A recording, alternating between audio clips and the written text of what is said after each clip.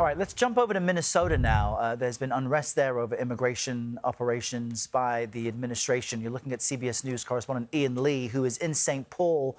Ian, good morning to you. What have you been seeing there recently? Good morning, Errol.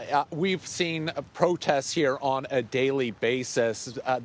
Despite that, with a federal judge ruling on Friday that agents cannot arrest, detain, or use chemical irritants on people who are, quote, gathering peacefully and protesting in an unobstructive way.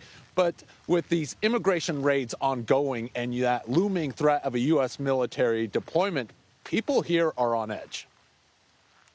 ICE out now! U.S. postal workers were among those marching to protest federal immigration officers Sunday. We are fighting. We are resisting.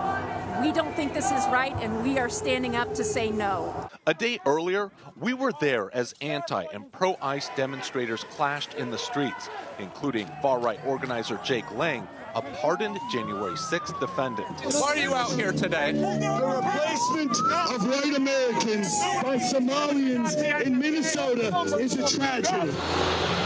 Over the weekend, the Minnesota National Guard said troops have been mobilized and put on standby to help keep the peace if necessary at Governor Tim Walz's direction.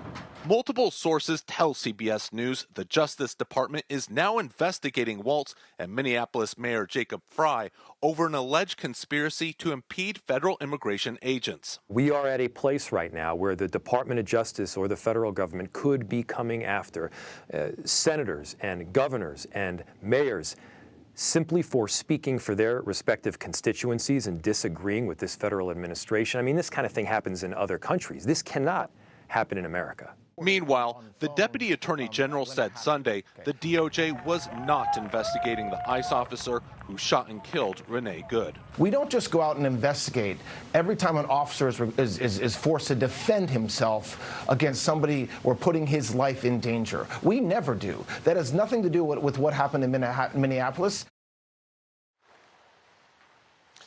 In a Face the Nation appearance yesterday, Homeland Security Secretary Kristi Noem appeared to confirm that the agent who killed Renee Good will undergo an internal standard DHS review to see whether he followed protocol. But she also doubled down on the claim that the agent acted to, quote, defend his life. Errol? All right, Ian Lee in St. Paul, Minnesota for us. Ian, thank you.